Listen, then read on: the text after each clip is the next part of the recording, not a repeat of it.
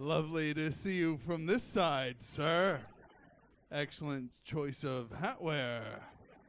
I love Chowdhury, who is closing that section. That's always fun when earlier on the bill somebody's like, they sold out Wembley. And then I have to come on. Hey, I've been to Wembley. I hope that cuts it. Thank you. Thank you for the excitement. I got a woo. All right, excellent. I used to live here as well. I'm from Canada, but I did spend 17 years with you nutcases. So, way indeed. See, only in Britain you can call you nutcases, and you're like, fucking yeah. Yeah, that's great. You guys are so mean to yourselves and each other. I love it. You have an affectionate cruelty here that you don't see anywhere else in the world, man. How was your day? It was shit. How was yours? Better now that I know yours was shit. Buy you a pint. Let's talk about your misery. You're so fucking mean yet. Look at you still celebrating. Fucking yeah, we're mean. Hell yeah. We put each other through the dregs. You know what? I live in LA now, and when you walk up to a customer service self-checkout machine in LA, it goes, "Welcome, valued customer." And I love telling you British people that because you're disgusted by the idea of these false platitudes. Because when you walk up to a self-checkout machine in Britain, it goes, "Scan your first item." That's it. No bones about it. Let's get this over with. Scan your first item, fuckface. I don't want to be here either. But you're a robot. Can't you be kind? No, I'm a British robot. This is not the land of Hugh Grant. This is the land of 1970s Johnny Rotten. Scan your first item and get the fuck out of my shop.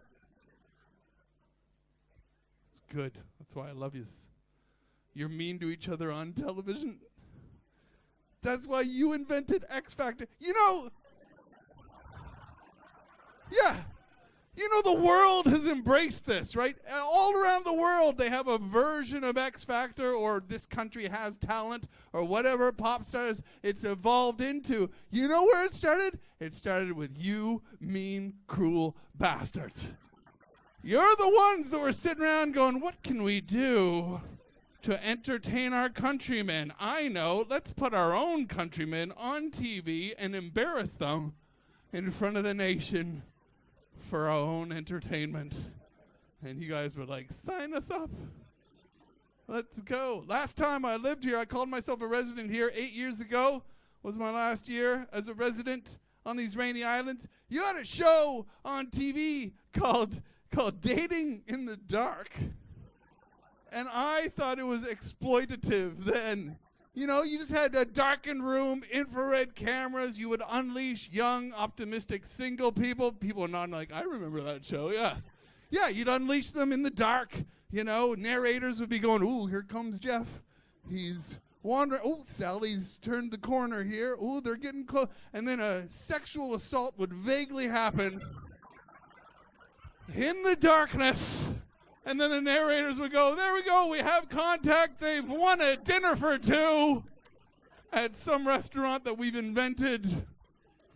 That was a dating show. I couldn't conceive of how you could outdo yourselves. And now I'm back on your rainy islands, and you have a show called Naked Attraction.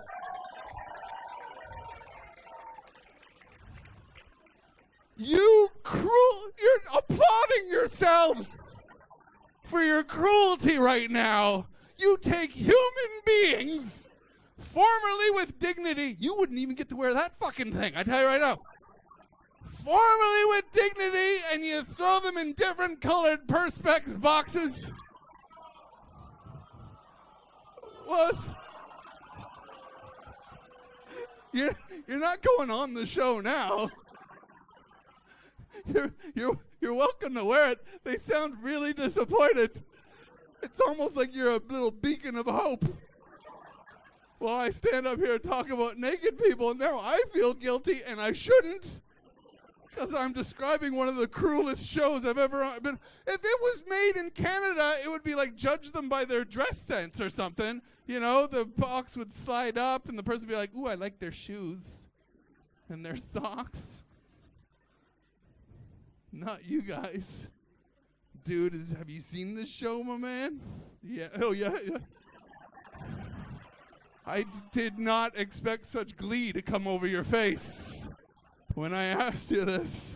Yeah, holy cow, man. Picker comes out, the host is like, are you ready to meet the love of your life? He's like, I can't wait. She goes, unveil the genitals.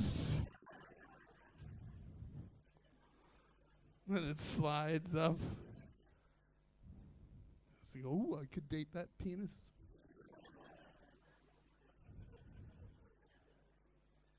And not TV-ready genitalia. Can we all agree on that? This doesn't seem to be a case of, ooh, I booked Naked Attraction a month from now. I've got plenty of time to go get fit, look good when I'm on camera, eat well for the next few weeks, lose a couple pounds. No, it seems to be, I booked Naked Attraction in the morning. Maybe I'll hit the tanning salon 3 times in the next 12 hours. And go get that ill-advised knob piercing nobody needs to see on national TV at tea time. At tea time, you insane people. Calling it educate, but it's educate. It is educational. Fuck you. It's mean, man. Tea time. There are people arriving in this country on holiday from other countries, children in tow, checking into the travel lodge, eventually getting the key to work, propping the kids up on the bed, sending one parent out to get fish and chips, and then they say to the children, we're going to go to Legoland in the morning, kids. But for now, let's see what the British watch at 8 p.m. on a Tuesday night. And then boom, balls and boobs.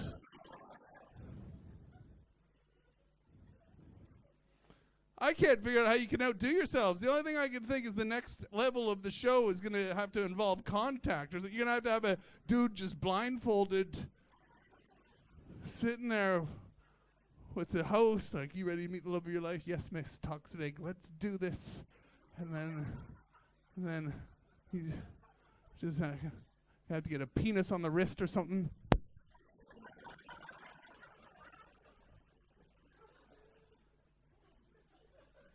Oh, I like him.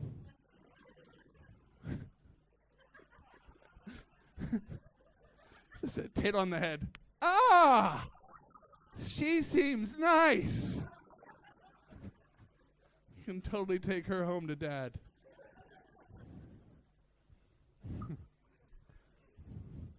That was good. You guys enjoyed that more than I intended you to. This is my last show here as well. I've been here touring around for 3 months. I gotta go back to LA. But there's lots of things that I love about this place. You know, like I said, 17 years. I feel very nostalgic. I miss your chocolate. Your chocolate is so much better than American chocolate. Has anybody had American chocolate?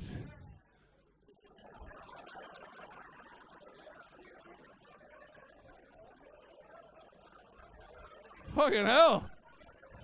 Sure there wasn't like laced with cocaine or something? The most energetic. Fucking yeah, delicious. I don't think that was sugar, my man. So you like the chocolate? It's better here, though, right? Way better here. Wait a minute. You like kisses? Totally different subject, my man. But I thank you for playing along. No, I know what you mean, but it is better. Your chocolate is far better. Your British chocolate is addictive. I've gained easily 10 pounds since I've been here. It's far better than American chocolate.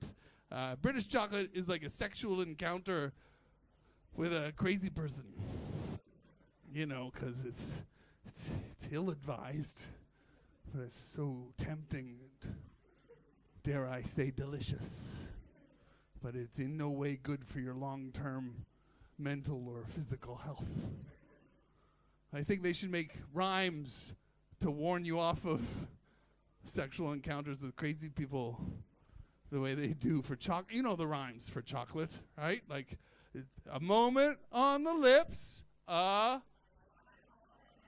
exactly, top secret, a moment on the lips, a lifetime. They should do that for sex with crazies. Should be like, you know, now that you kissed her lips, she's gonna burn your house down. I haven't figured out how to make it rhyme yet, but the sentiment is there. It's lovely to be back in your fine country. My name is JJ Whitehead. You know, look me up, and I'll hopefully see y'all soon. Good night.